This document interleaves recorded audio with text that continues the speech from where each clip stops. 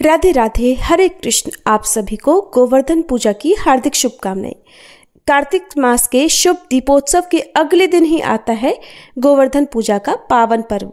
वो दिन जब स्वयं श्री कृष्ण ने देवराज इंद्र के अहंकार को तोड़कर गोवर्धन पर्वत की पूजा का महत्व बतलाया था। ऐसा कहा गया है कि जो भी भक्त आज के दिन श्रद्धा भक्ति से गोवर्धन जी की पूजा और परिक्रमा करता है, उसके 7 जन्मों के पाप नष्ट हो जाते हैं और उसे स्वयं श्री कृष्ण के धाम वैकुंठ लोक की प्राप्ति होती है।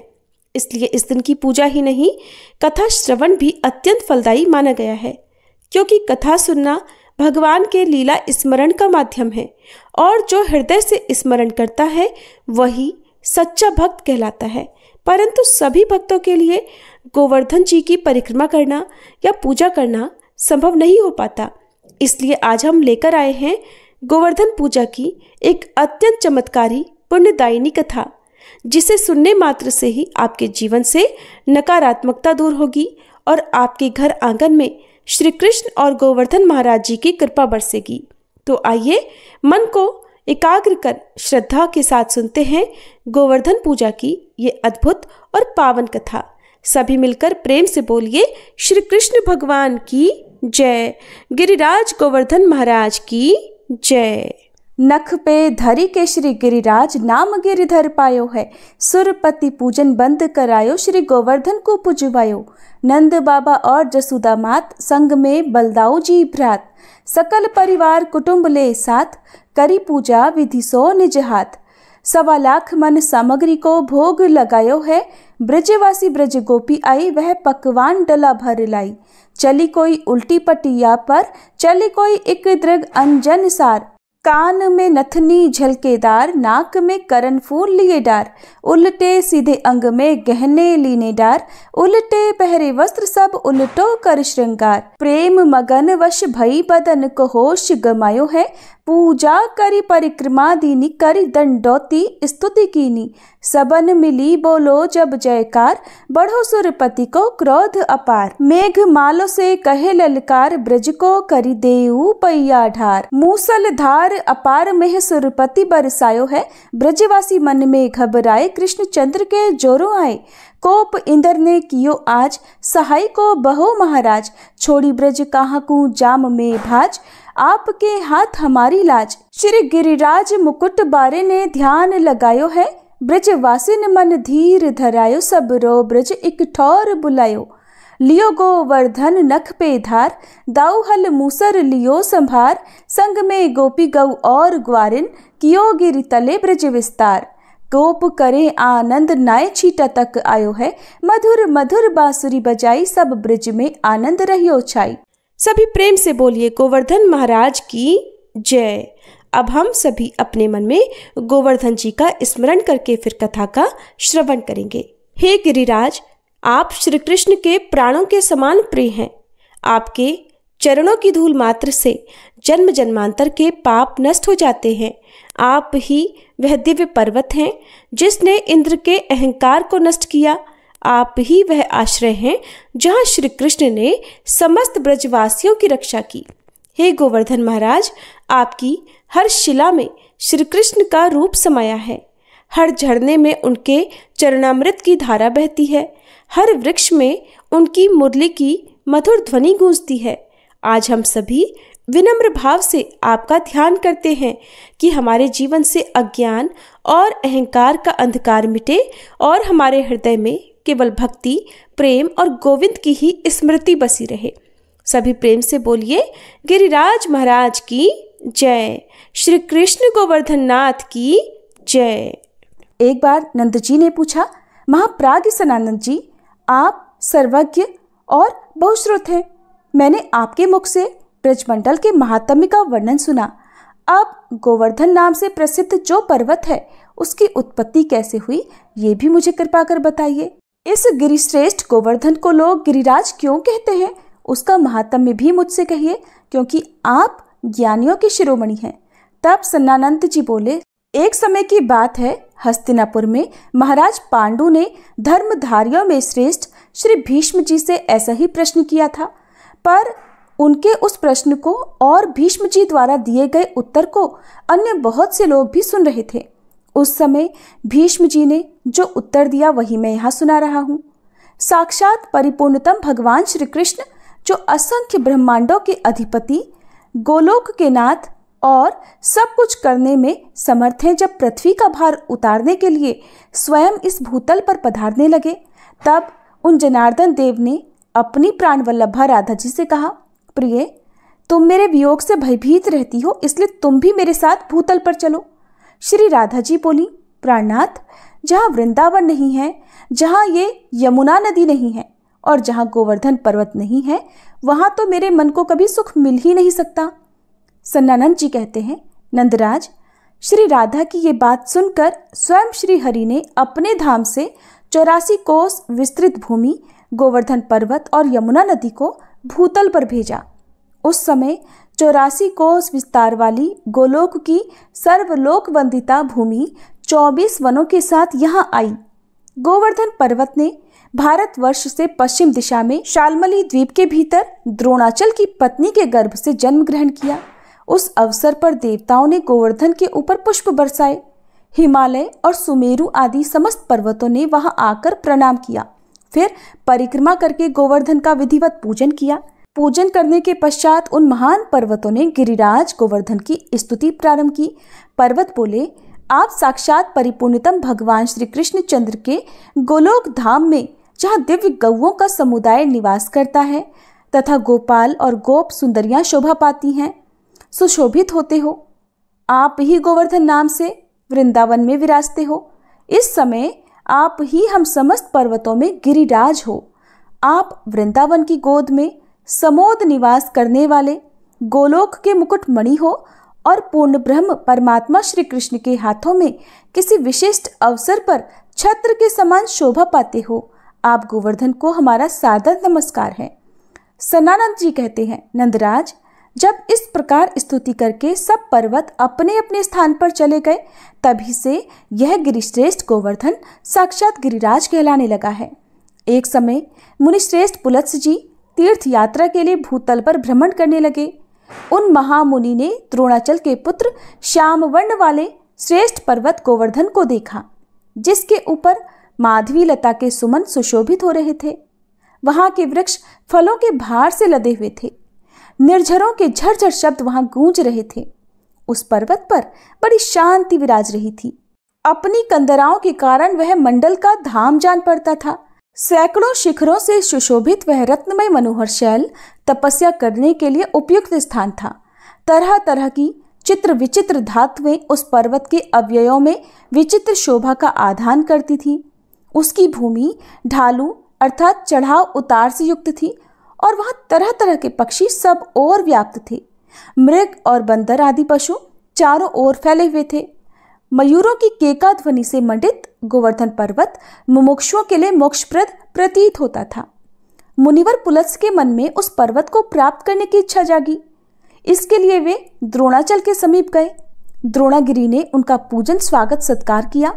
इसके बाद पुलत्स जी उस पर्वत से बोले। पुलत्स जी ने कहा, द्रोण, तुम पर्वतों के स्वामी हो। समस्त देवता तुम्हारा समादर करते हैं। तुम दिव्य औषधियों से संपन्न और मनुष्यों का सदा जीवन देने वाले हो।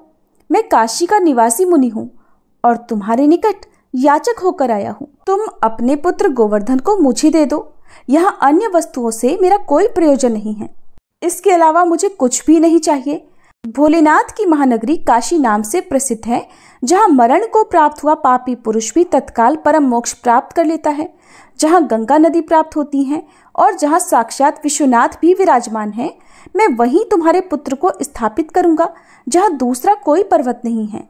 लता, बेलों और वृक्षों से व्याप्त जो तुम्हारा पुत्र गोवर्धन है, उसके ऊपर रहकर मैं तपस्या करूंगा, ऐसी अभिलाषा मेरे मन में जागृत हुई है।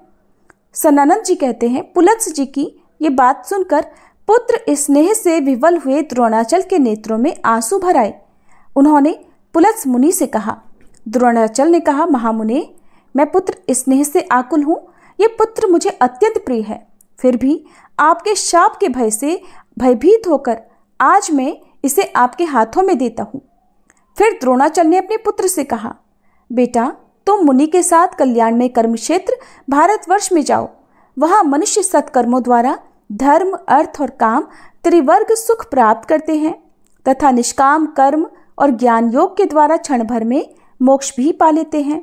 तब गोवर्धन ने कहा, मुने, मेरा शरीर 8 योजन लंबा, 2 योजन चौड़ा और 5 योजन चौड़ा है। ऐसी दशा में आप किस प्रकार मुझे ले चलेंगे? तब पुलस्त जी ने कहा, बेटा, तुम मेरे हाथ पर बैठकर सुखपूर्वक चले चलो। जब तक काशी नहीं आ जाती तब तक मैं तुम्हें अपने हाथ पर ही ढोए चलूंगा। गोवर्धन ने कहा, मुने, मेरी एक प्रतिज्ञा है, आप जहां कहीं भी भूमि पर मुझे एक बार रख देंगे, वहां की भूमि से मैं पुनः उत्थान नहीं करूंगा। पुलस्त जी ने कहा, मैं इसे शालमली द्वीप से लेकर भारतवर्ष के कौशल देश तक तुम्हें कहीं भी रास्ते में नहीं रखूंगा, ये मेरी प्रतिज्ञा है। सनानंद जी कहते हैं, नंदराज, इसके बाद वह महान पर्वत पिता को प्रणाम करके पुलत्स मुनि की हथेली पर आरूढ़ हुआ। उस समय उसके नेत्रों में आंसू भर आए।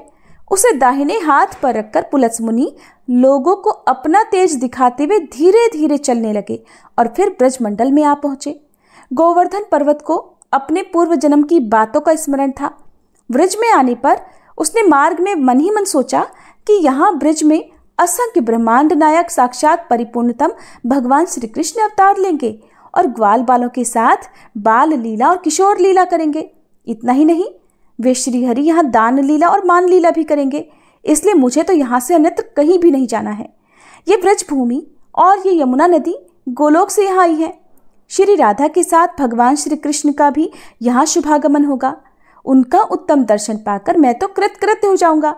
मन ही मन ऐसा विचार करके गोवर्धन ने मुनि की हथेली पर अपने शरीर का भार बहुत अधिक बढ़ा लिया।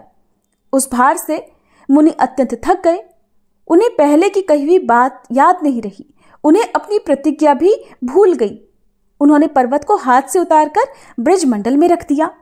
भार से पीड़ित तो वे थे ही, लघु शंका से निवृत्त होने के लिए वे चले गए। शौच क्रिया के बाद जल में स्नान करने के पश्चात मुनिवर पुलत्स ने उत्तम पर्वत गोवर्धन से कहा, अब उठो। अधिक भार से संपन्न होने के कारण जब वह गोवर्धन दोनों हाथों से उठाए नहीं उठा, तब महामुनि पुलत्स ने उसे अपने तेज और बल से उठा लेने का प्रयास किया। मुनि ने स्नेह से भीगी वाणी द्वारा द्रोण नंदन गिरिराज को ग्रहण करने का संपूर्ण शक्ति से प्रयास किया, लेकिन वो तो एक अंगुल भी टस से मस नहीं हुआ। तब पुलत्स जी प्रेम पूर्वक बोले, गिरिश्रेष्ठ, चलो चलो, भार अधिक ना बढ़ाओ। मत बढ़ाओ ना, मैं जान गया तुम रूठे हुए हो। अच्छा शीघ्र बताओ तो तुम्हारा क्या अभिप्राय है? तब गोवर्धन ने कहा, मुने, इसमें मेरा कोई दोष नहीं है। आप ही ने तो मुझे यहाँ स्थापित किया है। अब मैं यहाँ से नहीं उठने वाला। और मैंने तो आपसे पहले ही प्रतिज्ञा करवा ली थी कि जिस स्थान पर आप एक बार मुझे रख दोगे, उसके बाद मैं वहां से पुनरुत्थान नहीं करूंगा। सनानंद जी कहते हैं, ये सुनकर मुनि श्रेष्ठ पुलत्स की सारी इंद्रियां क्रोध से चंचल हो उठी। मारे क्रोध के उनके ओष्ठ फड़कने लगे। उनका सारा प्रयास व्यर्थ हो जाने के कारण उन्होंने द्रोण पुत्र गोवर्धन को श्राप दे दिया। पुलत्स जी बोले, पर्वत, तू बड़ा ढीठ है।